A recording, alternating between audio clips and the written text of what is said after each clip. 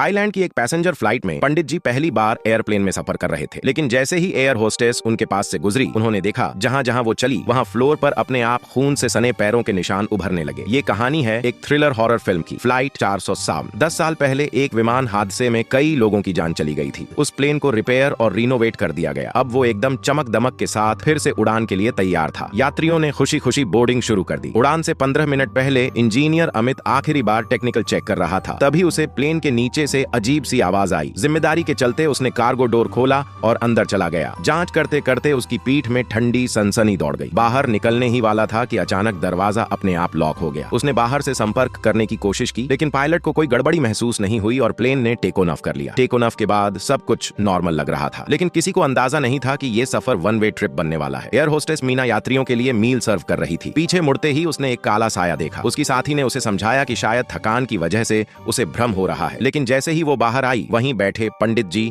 और short hair वाली लड़की ने देखा उसके पीछे खून के पैरों के कई निशान बन रहे हैं। दोनों ने ऐसे जताया जैसे कुछ हुआ ही ना हो। पंडित जी ने आंखें बंद कर मंत्र जपना शुरू कर दिया और लड़की अपने लैपटॉप में व्यस्त हो गई। उसी समय वॉशरूम में करण चेहरा धो रहा था कि अचानक पीछे एक शख्स नजर आया। एक झटके में उसने करण के चेहरे पर गहरी लाल लकीर खींच दी। दूसरी तरफ एक विदेशी यात्री अचानक खड़ा हो गया। उसका चेहरा नसों से उभर आया, एक्सप्रेशन बेहद डरावना, और फिर उसका सिर पूरे 360 डिग्री घूम गया। कुछ सेकंड बाद वो गिर पड़ा। होश में आने के बाद वो ऐसे बर्ताव करने लगा जैसे कुछ हुआ ही ना हो। इसी दौरान करण वापस सीट पर आया। उसकी गर्लफ्रेंड ने पूछा, चेहरे पर ये कट कैसे आया? वो मीना से मेडिसिन लेने ही वाला था कि अचानक वो निशान गायब हो गया।